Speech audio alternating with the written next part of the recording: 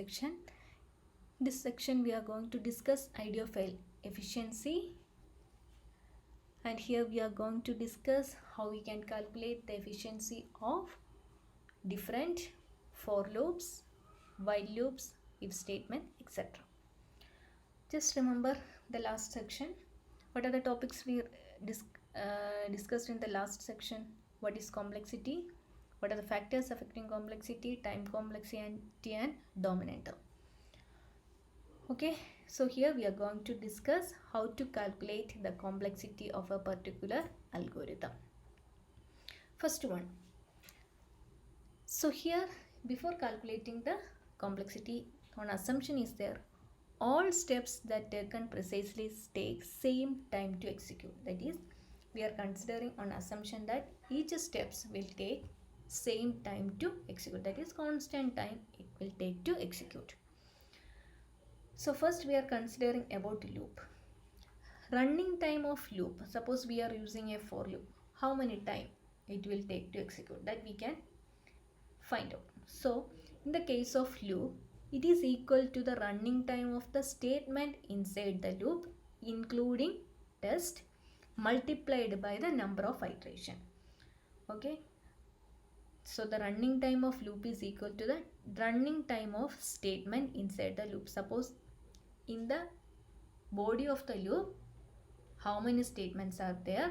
That number multiplied by number of iteration. This way we are calculating the running time of for loop or looping statement, and the running time of the statement inside the loop including test, that we are considering, that is multiplied by number of iteration. For example, for I in range n, m equal to m plus 2, this is our program code. So we need to calculate the time required to execute this loop. So what is our assumption? Every case our assumption is that each steps take same time to execute, that is constant time we are considering. So here for loop, how many times this loop execute? N times. How many steps are there in the for loop? Only one step. So we are taking C is the time taken by n step. Okay, and n is the number of iteration. So the total time required is C into n, that is Cn. Here C is a constant, so we can represent the complexity as order of n. Once again, in the case of looping statement, the running time is equal to running time of statement inside the loop. So here this statement will take C time. Okay, and how many times the loop execute? N times. So the total time for running this loop is C into n, that is Cn. So that complexity we can represent it as order of n. We are not considering the constant term. Only in terms of input we are specifying. If no input, if the complexity or if the time taken is not depend on input size, then we are considering it as constant, order of 1. Okay, then next case, nested loop. In the case of nested loop, total running time is the product of the size of all loop. Total running time is the product of the size of all loop. We have studied how to calculate a for loop. Okay, here how many steps are there? Only one step. So it will take C times. Okay, normally we are considering C represent a constant. This loop repeats how many times? N times. So total it will take C into n. Again this repeats for n times. So total time is C into n, that is Cn square. So the complexity is order of n square. That is total running time is the product of the size of all loops. All loop means first loop takes n time, second loop take n time. How many steps are there? Only one. It will take constant time. So C into n, C n square. So the complexity is order of n square. Next case, consecutive statements are coming. So here first statement, it is, we already studied, each step take a constant time, our assumption. So first line take C1 step, C1 time, okay, or C0. So we write it as C0. Then next a for loop for I in range n, m equal to m plus 2. How many time taken to come run this loop? N into this loop runs for n iteration. So n into C1, C1 n. So next time we represent another one constant C1 n. Here how many times in nested loop? These two runs for n times. Next loop n times. So n into C2. This for C2.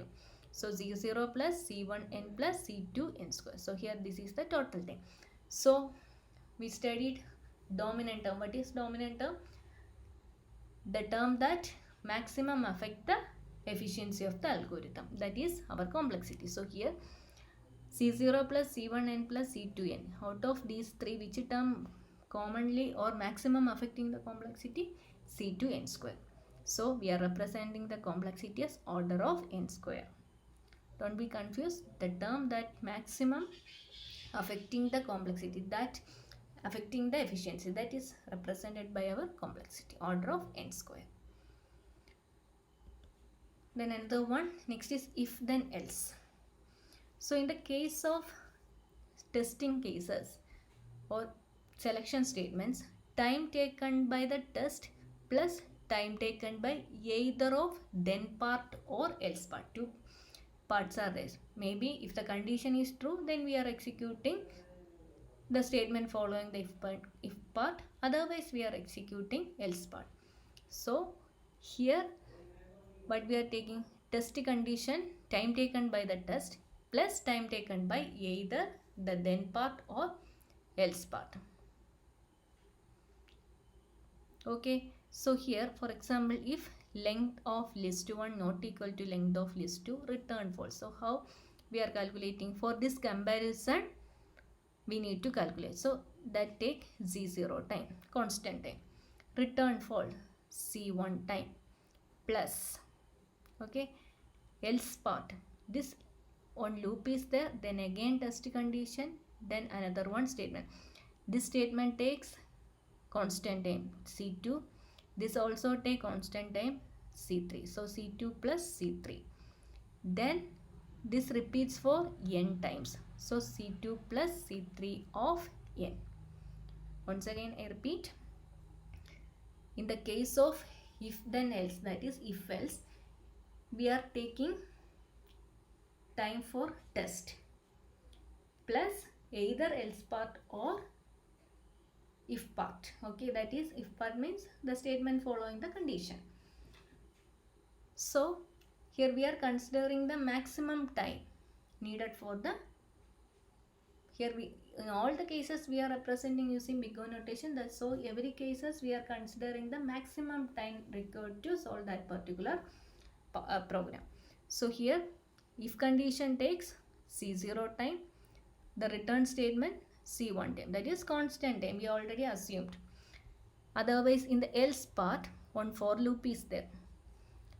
So in the case of for loop, how can we calculate the running time of for loop?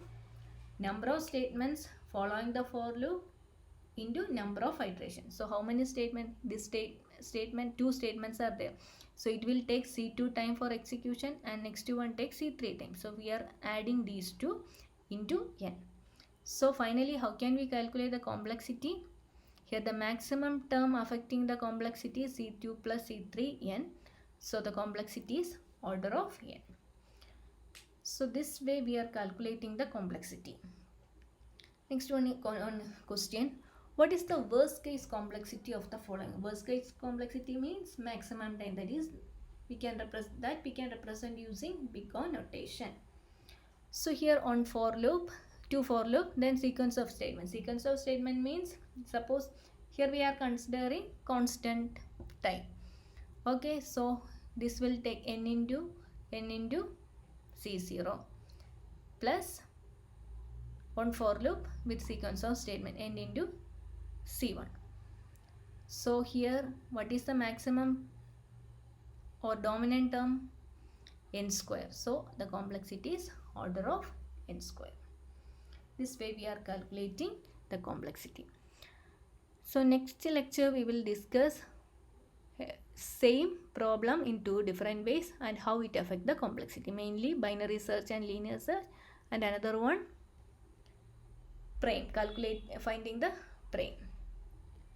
So this way we are calculating the complexity. Thank you.